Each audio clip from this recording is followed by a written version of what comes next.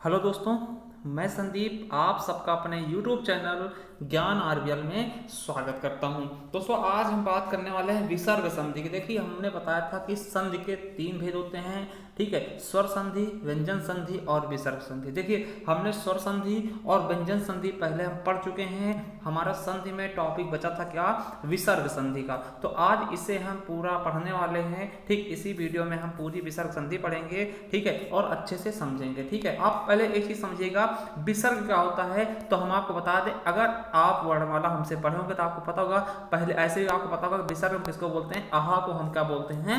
विसर्ग बोलते हैं, ठीक है। और इसे हम आहा बोलते हैं और विसर्ग बोलते हैं। और आपको बता दें, जो विसर्ग होता है वो किसमें आता है? तो अयोग वाह के अंतर्गत आता है, ठीक है। अयोग वाह के अंतर्गत दो आते हैं, अंक और आहा, ठीक। तो दोनों जानने चाहिए आपको, ठीक है। तो आज हम विसर्ग संधि के बारे में जानेंगे। देखिए, विसर्ग संधि क्या होता है। देखिए, विसर्ग क्या होता है? ये विसर्ग का चिन्ह होता है, ठीक। जैसे हम अनुपात पढ़ते हैं मैथ में, उसी तरह से क्या होता है? विसर्ग का चिन्ह होता है, ठीक। यदि विसर्ग, देखिए कैसे बनेगा इसका हम देखते हैं। देखिए, अगर हम विसर्ग संधि पढ़ रहे हैं तो आपको पता होना चाहिए विसर्ग किसके साथ मिलेगा। देखिए, विसर्ग के साथ में या तो स्वर मिल जाएगा और या फिर व्यंजन मिल जाएगा, ठीक है। भाई, संधि करेंगे तो विसर्ग साथ में अगर स्वर का भी मेल हो सकता है और विसर्ग के साथ में ही व्यंजन का भी मेल हो सकता है, ठीक है। ये आप समझिएगा, ठीक। विसर्ग के साथ में स्वर का भी मेल होगा और विसर्ग के साथ में व्यंजन का भी मेल होगा। चलिए देखिए, जैसे अब देखिए इसका हम देखें परिभाषा क्या होती है। तो आप ये कह सकते हैं कि विसर्ग के साथ स्वर या व्यंजन का योग होता है तो वहां पे क्या हो जाता है? आपका विसर्ग संधि। यदि विसर्ग के साथ स्वर या व्यंजन में से किसी का भी योग हो दोस्तों, उसे हम क्या बोलेंगे? विसर्ग संधि। देखिए कैसे, एक उदाहरण देखते हैं। अगर हम बात करते हैं, देखिए ये आपके दो बनेंगे, दो नियम बनेंगे। देखिए, पहले क्या है? कोई शब्द है, ठीक है, उसके लास्ट में क्या विसर्ग आ गया, फिर उसके बाद हमने प्लस किया और फिर कोई स्वर आ गया, ठीक है। तो इसका हम उदाहरण देखते हैं कि विसर्ग के साथ में स्वर का जो मेल, देखिए जैसे अंतः, ठीक है, अंतः प्लस आत्मा। क्या? अंतः प्लस आत्मा। दोस्तों देखिए यहां पर क्या है? देखिए पहले क्या है? विसर्ग है, विसर्ग के साथ में आ क्या है? बड़ा आ क्या है? स्वर है ना। तो विसर्ग के साथ में स्वर का मेल होगा तो यहां पे क्या होगा? अंतरात्मा। क्या? अंतरात्मा, ठीक। तो ये समझिएगा, अंतरात्मा, ठीक है। तो ये क्या होगा? विसर्ग संधि होगा। विसर्ग के साथ में किसका मेल हुआ? स्वर का मेल हुआ। वही बात करते हैं, विसर्ग के साथ में अगर व्यंजन का मेल होगा तब भी विसर्ग संधि होगा। मतलब विसर्ग संधि के लिए दो नियम है, ठीक है। तो देखिए व्यंजन कैसे करेंगे। देखिए, मान लिया निह है, ठीक है, निह है तो निह में क्या है? ये विसर्ग आया और प्लस चय, निह प्लस चय बराबर क्या हो जाएगा? निश्चय। क्या हो जाएगा? निश्चय हो जाएगा। तो देखिए यहां पर क्या है दोस्तों? निह प्लस चय बराबर निश्चय होगा। तो देखिए यहां पर विसर्ग है और यहां पे क्या है? व्यंजन है। तो विसर्ग और व्यंजन के मेल से भी विसर्ग संधि हो जाती है। अब देखिए, विसर्ग के ठीक पहले केवल स्वर ही आता है। आपको पता होना चाहिए कि विसर्ग के साथ में इधर क्यों नहीं और कुछ नहीं जुड़ा। तो आपको पता होना चाहिए विसर्ग केवल और केवल स्वर में ही लगता है, ठीक है। विसर्ग केवल और केवल स्वर में ही लगता है, व्यंजन में कभी भी ये नहीं लगता है। अब देखिए, विसर्ग की आप पहचान की अगर थोड़ा बात करते हैं कि विसर्ग संधि को आप कैसे पहचानेंगे। जहां कहीं भी बीच में, मतलब कि संधियों के बीच में आधा सा आ जाए या तीनों आधे सा आ जाए तो यहाँ पे क्या होता है? या फिर उड़ने वाला रा भी आता है तो वो भी क्या होता है? विसर्ग संधि ही होता है। जैसे आपसे पूछ लिया गया निश्चल, है ना, निश्चल, निश्चल या फिर निश्चल, है ना। तो निश्चल पूछा गया तो देखिए आधा सा आ गया, निश्चल पूछा गया आधा सा आ गया, और निष्फल पूछ लिया गया तो आधा खा आ गया। तो देखिए इस तरह से आप पहचान सकते हैं विसर्ग संधि, है ना। दुस्वप्न पूछ लिया गया, दुस्साहस पूछ लिया गया तो आधा सा आ गया। तो इस तरीके से आप समझ सकते हैं कि विसर्ग संधि क्या होती है, ठीक है। तो देखिए हम ज्यादा इसमें बात नहीं करेंगे, सीधा अब चलते हैं, हम नियम पर काम करते हैं, ठीक है। देखिए पहला नियम क्या कहता है दोस्तों कि विसर्ग के बाद यदि चा, छा या सा आ जाए, क्या? तालव्य आ जाए, ठीक। ये देखिए चा छा जो सा होता है तालव्य वाला, ठीक। तो चा, छा या फिर सा आ जाए, ठीक है। तो ये क्या होते हैं?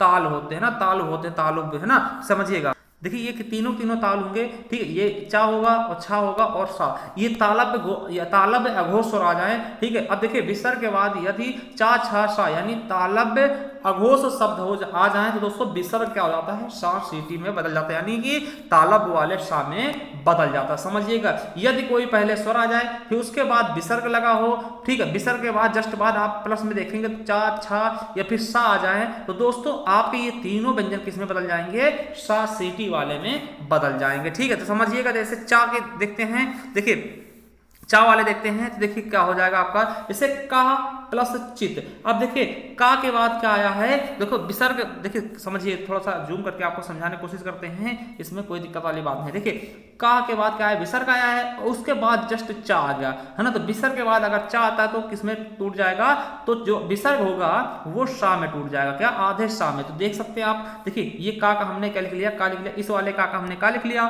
ठीक, और इस विसर्ग क्या लिख लिया हमने, शा लिख लिया दोस्तों। और फिर देखिए ये चित है दोस्तों, तो ये अगर सा आधा है तो ये ई की मात्रा इधर से लग जाएगी, क्या होगा, कश्चित हो गया ना। उसी तरह से देखिए निह प्लस चय, अब विसर्ग के बाद फिर चा आ गया तो निश्चय हो जाएगा, कैसे हो जाएगा, देखिए नी का नी लिख लिया हमने, ठीक है, और विसर्ग की जगह हमने सा कर दिया क्योंकि सा में टूट जाएगा, और चा और यह उतार लिया तो निश्चय हो गया।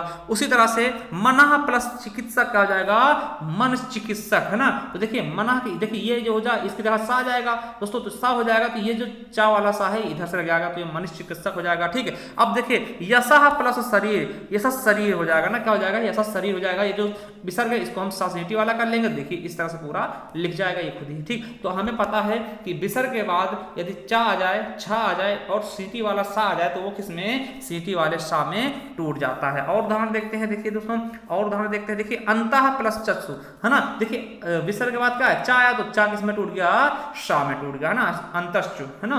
अब अगला है मनाधन चेतना, तो मनाधन चेतना क्या हो जाएगा, मनश्चेतना, देखिए ये विसर्ग है केवल और केवल सीटी वाला सा आ जाएगा, है ना, तो मनश्चेतना, तो ये याद रख लेंगे। अब देखिए पुनःधन चरण, तो पुनश्चरण हो जाएगा, देखिए विसर्ग जहां क्या आ जाएगा, सीटी वाला सा, पुनः धन चा पुनश्च हो जाएगा, तो ये क्या आ जाएगा, विसर्ग की जगह क्या हो गया, आधा सा आ गया, ठीक है। अब देखते हैं जो दूसरा, देखते हैं छा कैसे बदलेगा। देखिए छा वाला क्या होगा, देखिए निह प्लस छल, अब देखिए विसर्ग की बात क्या आया, छा छाता है तो ये विसर्ग किसमें, सीटी वाले सा में टूटा तो निश्चल हो जाएगा। उसी प्रकार से निह धन छिद्र, तो देखिए इसकी जगह क्या आ जाएगा, सीटी वाला सा आ गया तो निश्चिद्र हो गया ना, तो समझिएगा इस तरह से। अब देखिए सीटी वाले सा देख लेते दोस्तों, देखिए सा वाले में क्या होगा, देखिए विसर्ग आया दु प्लस शासन, तो विसर्ग के बाद क्या है, सीटी वाला सा, तो ये आदेश जो विसर्ग है वो आधे सा में टूट जाए, दुशासन, दुशासन होगा दोस्तों, दुशासन नहीं होता, ठीक। तो ये मतलब कि आपके शुद्ध वर्तनी है, ठीक है। निधन संक, तो निशंक हो जाता दोस्तों, ये देखिए ये जो आहा है वो सीटी वाले सा में आधे टूट जाएगा। देखिए निधन शुल्क निःशुल्क होता, देखिए लोग बहुत ही वर्तनी आप गलत लिखते हो, हमेशा निःशुल्क आप लोग इस तरह से लिख देते हो दोस्तों, ये आपका निःशुल्क सही नहीं है, क्या, ये निःशुल्क सही नहीं है, आपको ये लिखना चाहिए निःशुल्क होता है, ना कि निःशुल्क होता। आप अगर हिंदी पढ़ रहे तो शुद्ध वर्तनी भी अच्छे से समझना सीख ले, ठीक है, क्योंकि वर्तनी जरूरी है भैया, शुद्ध वर्तनी अगर नहीं आते तो आप बहुत ज्यादा गलती कर जाओगे, ठीक है। तो ये चीज आपको पता होना चाहिए। चलिए दूसरा नियम देखते हैं, पहला नियम आई होप आपको समझ में आ गया होगा। देखिए दूसरा नियम क्या कहता है कि यदि किसी भी स्वर के साथ विसर्ग हो, यदि किसी भी स्वर के साथ विसर्ग हो और उसका योग टा ठा शा का पा फा में हो, तो मूर्धन अघोष, मतलब ये मूर्धन हो जाते हैं, ठीक, तो क्या हो, विसर्ग शा में टूट जाता है। देखिए काटा पा, है ना, कटप्पा देख सकते, काटा, है ना, और शा तो प्रभास वाला शा भी है, तो ये किसमें टूटेगा, शा श्रोता में टूट जाएगा। देखिए अब यहाँ पे देखते हैं, कोई भी स्वर हो उसके बाद विसर्ग हो, विसर्ग के बाद टा ठा सा का पा फा हो, तो दोस्तों ये किस में आ जाते हैं, आपके शा में ना, मूर्धन अघोष हो, ठीक है। अब देखिए जैसे देखते हैं क्या, देखिए ये खटकोड़ा में टूटेंगे, अगर इनमें से कोई भी वर्ण आ जाएगा तो ये सभी किसमें टूट जाते हैं, विसर्ग खटकोड़ा में टूट जाता है। देखिए चतुर्धन षटि, देखिए विसर्ग के बाद क्या है, खा खटकोड़ा आएगा, तो ये क्या विसर्ग किसमें टूटेगा, खा में, तो क्या होगा, देखिए खा खटकोड़ा आ गया ना, आधा खा आ गया। तो देखिए थोड़ा सा इसको जूम करके देखते हैं। अब देखिए धनु प्लस टंकार, हमने तो कहा था टा ठा, है ना, सा ऐसे आएंगे तो ये किसमें टूट जाएगा। अब देखिए ये विसर्ग आए, विसर्ग के तुरंत बाद क्या है, टा है, तो ये किसमें, विसर्ग किसमें टूटेगा, खा खटकोड़ा में। धनुष धन टंकार, धनुष टंकार, धनुष टंकार क्या होता है दोस्तों, आपको पता होगा कि धनुष में जब डोरी को खींची जाती है तो उसमें जो आवाज निकलती है उसे हम धनुष टंकार बोलते हैं ना। देखिए चतुः प्लस टीका, अब देखिए विसर्ग के बाद क्या आया, टा आया, तो चतुष्टिका, ये जो टा ये विसर्ग होगा वो खटकोड़े वाले आधे खा में टूट जाएगा। निधन कपट, तो देखिए ये निह के बाद का आ गया दोस्तों, तो ये जो विसर्ग है दोस्तों वो आधे खा में टूट जाएगा, निष्कपट हो जाएगा, ठीक है, इस तरीके से। चलिए कुछ और उदाहरण देखते हैं। दुहधन प्रभाव, तो क्या हो जाएगा, देखिए पा आ गया है, क्या आ गया है, पा आ गया दोस्तों, तो दुहधन प्रभाव, तो ये जो विसर्ग है ये खा खटकोड़ा में आधे टूट जाएगा, दुष्प्रभाव हो जाएगा। उसी तरह निधन फल, तो देखिए विसर्ग के बाद बाद फा आया दोस्तों तो ये क्या हो जाएगा, खटकोड़ा में टूट जाएगा, निष्फल हो जाएगा। देखिए चतुर्धन टिका चतुष्टिका हो जाएगा। विसर्ग के बाद टा टमाटर आया है तो इसके विसर्ग किसमें जाएगा, खटकोड़ा वाले आधे खा में टूट जाएगा। ठीक है, निधन काशन तो क्या हो जाएगा, विसर्ग हमारा खटकोड़े वाले खा में टूट जाएगा, निष्कासन हो जाएगा। ठीक है, तो इस तरीके से हमने दूसरा नियम भी देख लिया। अब चलते हैं तीसरे नियम की तरफ।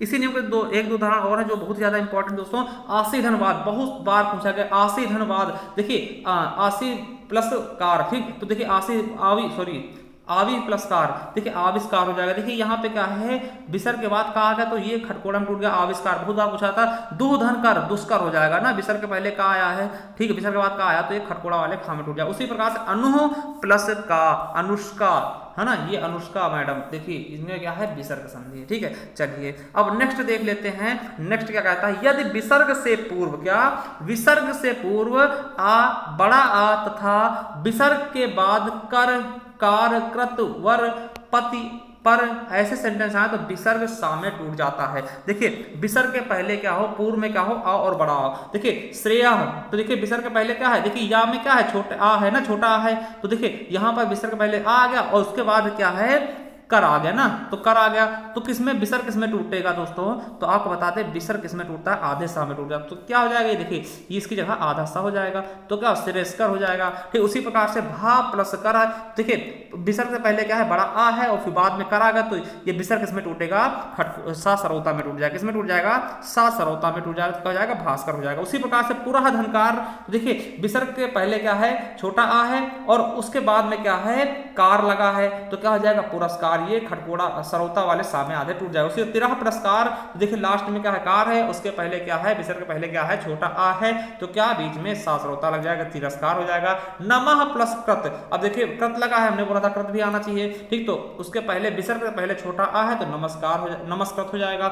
उसी तरह से भा प्लस कर भास्कर हो जाएगा। वाचस्पति, ये देखिए पूछा आता है वाच और उसके बाद में पा आया, पति आया दोस्तों, तो पति भी आता है ना, तो वाचस्पति हो जाएगा, आगे ये आधे सा में टूट जाएगा। वन प्लस पति वनस्पति हो जाएगा। पराह प्लस पर परस्पर, देखिए पराह प्लस पर परस्पर हो जाएगा, क्योंकि परा, देखिए विसर्ग के पहले छोटा आया है उसके बाद में पर आ गया तो परस्पर हो जाएगा। ठीक है, इसमें सा सरौता का क्या हो जाता है, आगम हो जाता है, ठीक, आ जाता है अलग से। ठीक है, चलिए अगला नियम देखते हैं। चौथा नियम क्या है, किसी भी स्वर के साथ विसर्ग हो और उसका योग ता था शा दंत से होता है तो विसर्ग के स्थान पर सा हो जाता है। देखिए कोई भी स्वर हो उसके बाद विसर्ग हो, ठीक, विसर्ग के जस्ट बाद क्या हो, ता था सा से अगर इनका मेल होगा दंत अघोष से तो ये सा में ही टूट जाएंगे, यानी ता था भी सा में टूट जाएंगे। देखिए अब देखते हैं, देखिए क्या है, नमः प्लस ते, अब देखिए विसर्ग के बाद ता आ गया तो ये किस में टूटेगा, विसर्ग जो होगा सा में टूट जाएगा। थोड़ा सा जूम करके देखते हैं, ठीक है, विसर्ग किसमें टूट जाएगा, सा में टूट जाएगा, तो इसकी विसर्ग क्या हो जाएगा, सा आ जाएगा, तो नमस्ते बन जाएगा। उसी प्रकार से दुह प्लस शासन, अब देखिए विसर्ग के बाद क्या है, सा आया तो ये सा में टूट जाएगा, दुशासन हो जाएगा। अब दुह प्लस स्वप्न, देखिए विसर्ग के बाद क्या आया, सा आया तो ये भी आधे सा में टूट जाएगा, दुस्वप्न हो जाएगा। ठीक है, अब उसके बाद अंतः धन थल, देखिए स्थल, तो देखिए अंतः आहा के बाद क्या आया है, विसर्ग के बाद था आया तो ये भी क्या हो जाएगा, सा में टूट जाएगा, तो अंतस्थल हो जाएगा। ठीक है, तो इस तरीके से देखना है। ठीक है, अब देखते हैं सिराधन त्राण, सिराधन त्राण, देखिए सिराधन त्राण, अब देखिए इसके बाद हमने बताया था कि ता आना चाहिए, ठीक, ता आना चाहिए, मगर यहाँ पे त्रा आ रहा तो आप लोग समझिएगा, क्योंकि त्रा किससे मिलकर मतलब ता और रा से, तो ता ही तो आ रहा है, तो देखिए विसर्ग के बाद क्या आ रहा, ता आ रहा है, तो सिरस त्राण हो जाएगा। और सिरस त्राण क्या होता है, सिर का जो आवरण हो उसे सिरस त्राण बोलते हैं, यानी हेलमेट को हम हिंदी में क्या बोलते हैं, सिरस त्राण बोलते हैं, इसको इंग्लिश में क्या बोलते हैं, हेलमेट बोलते हैं। ठीक है, तो ये समझिएगा। चलिए अगला है निह प्लस संदेश, देखिए आहा के बाद क्या है, विसर्ग के बाद क्या है, शा है, तो निश, ये सरौता में आधे वाले शा में टूट जाएगा। दुह प्लस तर, तो बीच में क्या होगा, आहा है, इसके पहले बाद में ता है, तो ये सरौता वाले शा में टूट जाएगा, दुरुस्तर हो जाएगा। मरुधन स्थल, तो देखिए मरुधन स्थल, तो देखिए ये क्या है, विसर्ग के बाद आधा सा आ रहा, तो दोस्तों ये भी क्या होगा, आधे सा में टूट जाएगा, तो मरुस्थल हो जाएगा। ठीक, मरुस्थल हो जाएगा दोस्तों। ठीक है, आप समझ लीजिएगा। चलिए आगे देखते हैं, मरुधन थल होगा यहाँ पे, तो मरुस्थल हो जाएगा।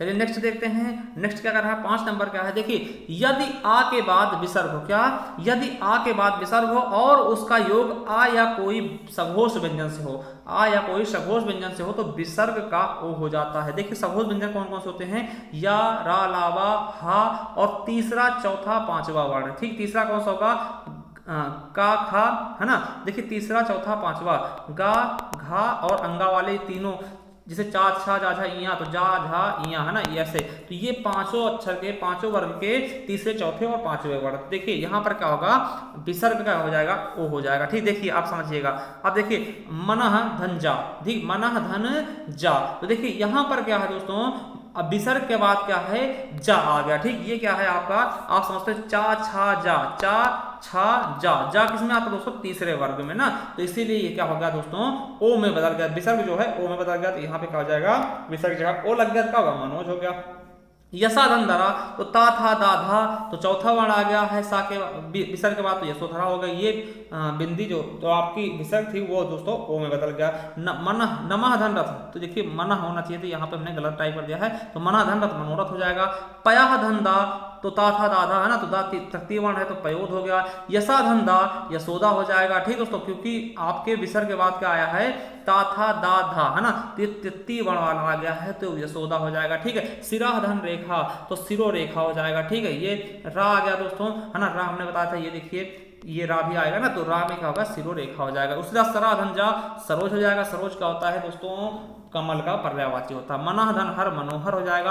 और मनाह धन रोग, मनोरोग हो जाएगा। ठीक है, देखिए इसके कुछ अपवाद भी हैं। ठीक है, क्या है, इसके कुछ अपवाद भी हैं, तो अपवाद याद कर लीजिएगा। देखिए अपवाद में क्या होता है, अंतः और पुनः आते हैं, अंतः और पुनः आते हैं। और ये दोस्तों आपके शुद्धवर्तनी वाले शब्द भी हैं। ठीक है, जैसे अंतः धन राष्ट्रीय, देखिए अंतः धन राष्ट्रीय, अब यहाँ पर ओ की मात्रा नहीं लगेगी। देखिए भाई विसर्ग के बाद रा रहा है, ठीक है, इसमें विसर्ग आ रहा है तो ओ में होता था, मगर यहाँ पर यह अपवाद है, तो अंतः धन राष्ट्रीय, अंतरराष्ट्रीय नहीं होगा, अंतरराष्ट्रीय हो जाएगा दोस्तों। ठीक है, तो ये समझ सकते हैं, उड़ने वाले रा में टूट जाएगा ये। ठीक, रा में टूटते हैं, तो ये चीज आप समझ लेना। ठीक है, तो इसके लिए आपको प्रॉब्लम नहीं होनी चाहिए कि ये अपवाद में जहां पे अंतः और पुनः लग जाते हैं, तो अंतरराष्ट्रीय हो जाएगा। अंतरराष्ट्रीय ऐसे लिखा जाएगा, अंतः धन धान, तो अंतर ध्यान दोस्तों समझिएगा, ये चीज आप बहुत ही अच्छे समझ लीजिए, ये क्या है, शुद्ध वर्तनी। अंतर ध्यान लोग गलत लिखेंगे, आप लोग अगर लिखते होंगे तो देखिए इस तरह से भी लिख देते हैं अंतर ध्यान, तो ये अंतर ध्यान नहीं होता, अंतर्धान होता है। अंतर ध्यान कोई शब्द नहीं होता, तो ये लिखिएगा अंतः धन धान, अंतर्धान होता है। ठीक है, उसी तरह से अंतः धन मन, अंतर मन होता है, इस तरह से लिखा जाएगा।